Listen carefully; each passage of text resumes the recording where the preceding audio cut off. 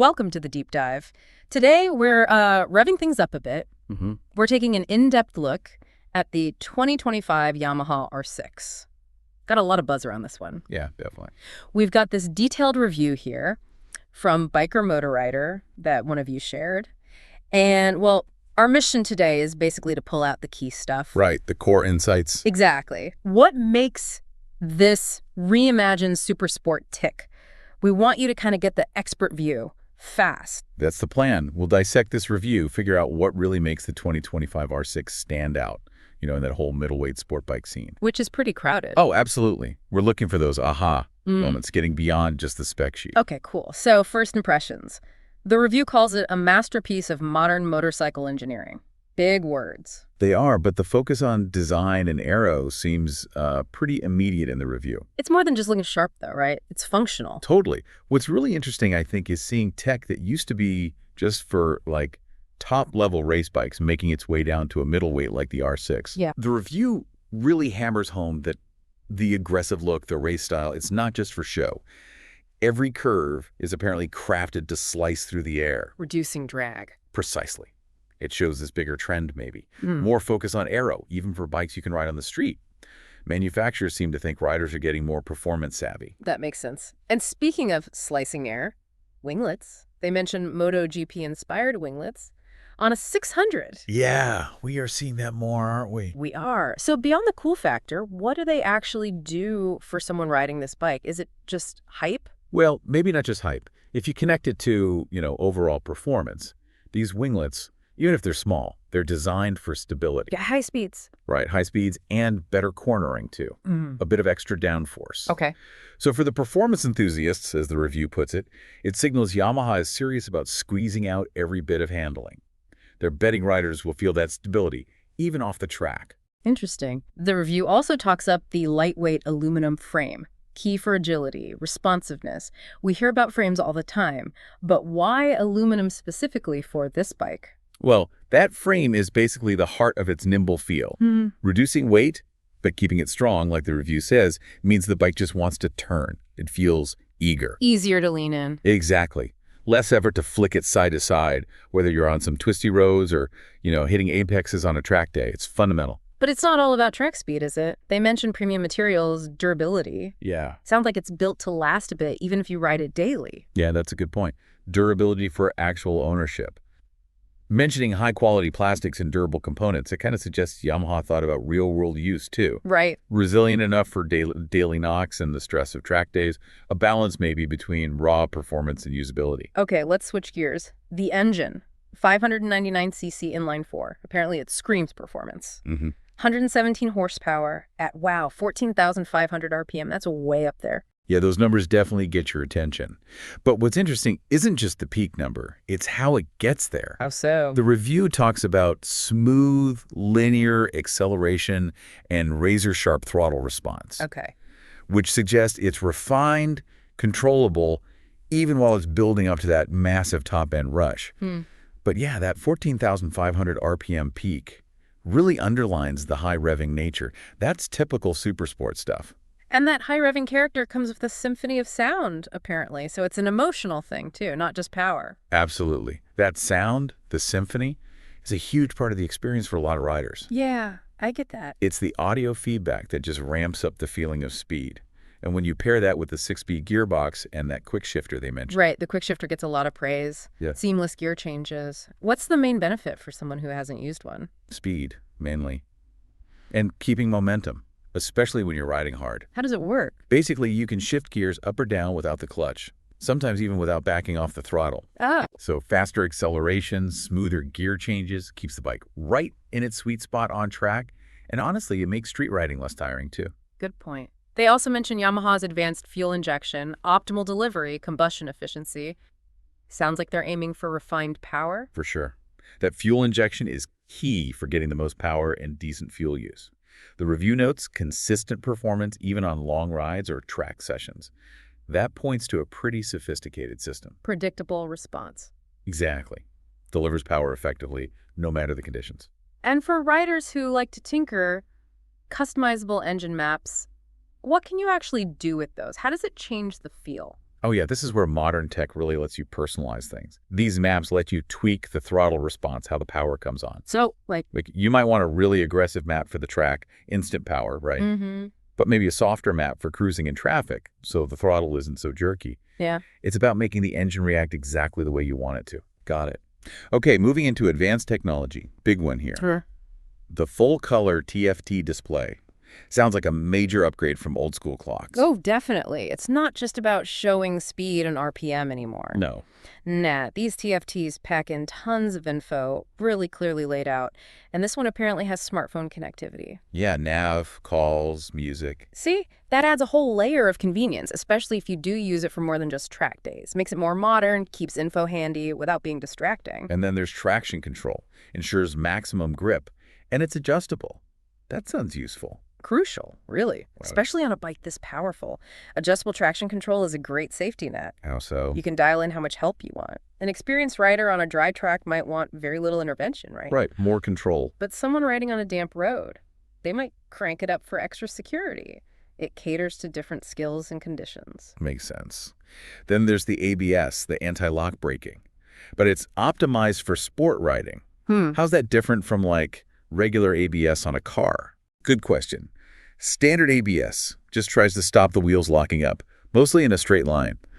This sport-optimized stuff is smarter. Smarter how? It's programmed to allow maybe a tiny bit of controlled slip, especially when you're leaned over in a corner. Oh, interesting. Yeah, it helps keep the bike agile, lets you brake effectively without that really abrupt ABS kicking in that can sometimes feel weird when you're pushing it. It's safety, but performance-focused safety. Okay, performance safety, I like that. The quick shifter pops up again here in the tech section. Clutchless upshifts and downshifts. Seems like a really core feature. It really does elevate the experience. Like we said, faster, smoother shifts. Yeah. And that reduced fatigue thing on the street. Don't underestimate that if you're riding for a while. That makes a difference. Right. And finally, ride-by-wire throttle. We touched on it with the engine maps, but maybe explain a bit more. How does it give more precise control? Okay, so think of an old throttle, like a direct cable pulling something in the engine. Yeah. Ride-by-wire replaces that cable with electronics. Sensors read your throttle twist, send it to the bike's computer, and it decides how much the engine responds. Ah, an electronic middleman. Exactly. And that middleman allows for all the fancy stuff like those customizable ride modes. You get much finer control over the power than you ever could with just a cable. Okay, that makes sense. Let's shift now to how all this tech and engineering actually feels. Handling and suspension. Race tune inverted front fork. Fully adjustable rear shock. Sounds serious. Yeah, these are high-end parts. That 43mm KYB fork, being race-tuned, means it's stiff enough to handle hard braking and cornering without flexing too much. But not too stiff. Right, it still needs some compliance to soak up bumps, keep the tire planted. It's a balance. And the rear shock being fully adjustable, what can riders actually adjust there? Typically, you can adjust preload. That's how much the spring compresses under your weight and damping, which controls how quickly the shock compresses and rebounds. Why is that important? It lets you set up the bike perfectly for your weight, your riding style, and where you're riding. Smooth track versus bumpy road requires different settings, tailoring it. That lightweight aluminum frame gets another mention here for handling. Rigidity and responsiveness. Sounds like it's really foundational. It absolutely is. It's not just about saving weight. That rigidity is crucial for predictable handling. How so? It means the chassis doesn't twist or flex unexpectedly when you load it up in a corner, lets the suspension do its job properly, and gives you, the rider, a much more direct feel for what the bike's doing. Right, that feedback. And cornering is where the review says the R6 truly shines. Optimized geometry, quick turn-in, neutral handling. What does that mean in plain English for someone hitting a twisty road? Okay, optimized geometry means it just feels natural to steer. Quick turn-in means it reacts instantly when you push on the bars, making it easy to start your turn. Sort of, yeah. And neutral handling means once you're leaned over, it holds its line smoothly without you having to constantly fight it or correct it. It just feels balanced and inspires confidence, makes carving corners way more fun. The review even mentions a connected riding experience and precise feedback. That sounds like that special sauce, that intangible thing. It really is. That feeling of connection, knowing exactly what the tires are doing, that's what builds confidence when you're riding fast. Direct communication. Yeah, between you and the machine. That's what enthusiasts crave, right? Definitely. Okay, let's talk customization. Ride modes, 3 mentioned, sport, track, and rain. What's the real difference between them besides the name? The main differences are in throttle response, how much the traction control steps in, and engine braking, how much the bike slows when you close the throttle. So sport is? Sport is usually sharp throttle, moderate TC, good for spirited street rides. Track mode is like full power, most direct throttle, minimum electronic help, max performance. Rain mode softens the throttle right down, maximizes the traction control, makes it much safer and easier to manage on wet or slippery roads. And beyond those presets, you can tweak things individually. Traction control level, engine braking, power delivery, that's pretty granular. It is. That level of fine-tuning lets experienced riders really dial the bike in exactly how they like it for specific tracks or conditions. It's way beyond just basic modes. True personalization. The quick shifter comes up again here. Options for full auto or semi-manual control. Why have both? Flexibility, really. Some riders just want the effortless, super fast shifts of full auto mode, especially flat out. Others might prefer semi-manual where they still initiate the shift with their foot but don't need the clutch. It feels maybe a bit more involved, more controlled to some, just catering to different tastes. Okay. And lastly, an adjustable rev limiter. Why would you adjust that? Especially on track. It can actually be pretty useful. You can set a max RPM limit, right? Because if you're practicing hitting certain shift points consistently. Ah, like a training tool. Kinda, yeah. Or for newer track riders, it can prevent accidentally buzzing the engine way too high when they're focused on other things. A bit of an engine safety net. Right. Okay, let's put it all together. Performance on the track. The review says 0-60 mile per hour in just 3.5 seconds. That's quick. Seriously quick. That's the engine, the lightweight. You in the quick shifter again? Absolutely. Those lightning fast shifts keep the power flowing, minimal momentum loss. Huge factor in acceleration times like that. But it's not just straight lines. Cornering is exceptional. Lightweight chassis, precise suspension. Sounds like it loves corners. That's the core of it, isn't it? That light frame, the sophisticated adjustable suspension, the geometry, it all works together. Add good tires, and it just lets you lean it over and stick. Confidence in the corners. The review even says its lap times can be comparable to those of larger displacement bikes. That's a big claim for a 600. It is a big claim, but it speaks volumes about the total package. Power-to-weight ratio is key, but also how well the electronics and chassis let you use that power. An experienced rider can really hustle this thing and surprise bigger bikes. And those electronics, TC and ABS, they aren't just safety nets on track. They actually help you go faster. Yeah, in a way. Traction control stops wasteful wheel spin out of corners, lets you get on the power harder and sooner. Right. And the Sport ABS lets you brake later and harder with confidence.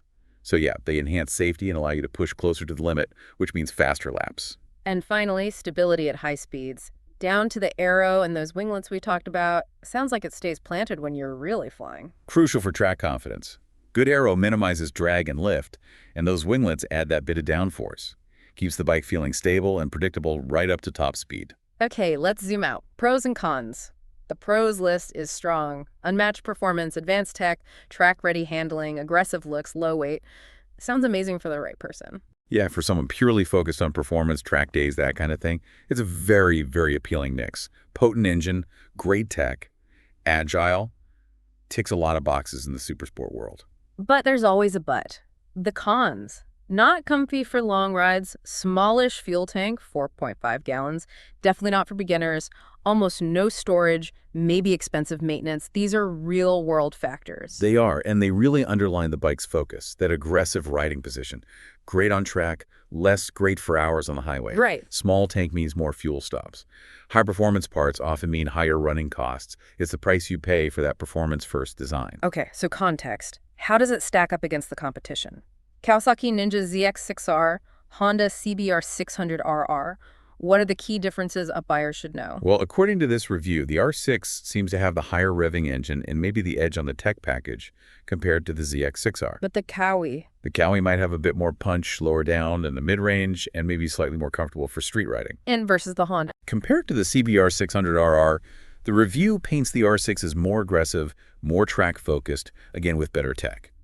The Honda might be smoother, maybe a bit easier for daily use. So boiling it down, what really makes the R6 stand out in that group? The review suggests it's that relentless track focus, the comprehensive electronic suite, and, the R6 legacy and reputation as a sharp, capable supersport. It feels like the most hardcore, track-biased option of the bunch. Which leads right into the big question. Who should buy the 2025 Yamaha R6? Based on this deep dive, who's the ideal rider? What's it for? According to the review, yeah, it's got to be an experienced rider, someone who's really into track days or just loves that super sharp performance feel on the street and is okay with the compromises. So best uses. Weekend track sessions, canyon carving, spirited solo rides where performance is absolutely #1. And who should probably look elsewhere? Definitely beginners. Anyone looking for long-distance comfort, carrying passengers often needing storage, or if budget is a primary concern, there are better bikes for those needs. Okay. The review wraps up with some FAQs. Let's hit a few key ones quickly. Top speed. Around 160 miles per hour, give or take. About 117 horsepower, way up at 14,500 RPM. Is it for beginners? Nope, definitely not. Quick shifter. Yep, bidirectional, up and down shifts. Fuel tank size? 4.5 gallons. Wait. So ready to ride. Around 419 pounds, pretty light. Main competitors again? Kawasaki Ninja ZX6R and the Honda CBR 600RR. And definitely good for track days. Oh, absolutely. That's kind of its natural habitat. Okay, so wrapping up our deep dive on the 2025 Yamaha R6 based on this Biker Motor Rider review, it's pretty clear this is a seriously high-performance machine. Very track-focused, packed with advanced tech, razor-sharp handling, really aimed at experienced riders, track fans who put performance first. Yeah, that sums it up perfectly. The 2025 R6 is carrying on that legacy. It's a no-compromise middleweight supersport built for speed and handling above all else. So, here's a final thought for everyone listening. Seeing this level of tech and performance in the R6, what does it tell us about where supersport bikes are headed? This constant push for peak performance. How might future tech keep redefining what these incredible machines can do? Yeah, something to chew on. Definitely. Food for thought for your next ride, or maybe just your next daydream about hitting the track. Until our next deep dive.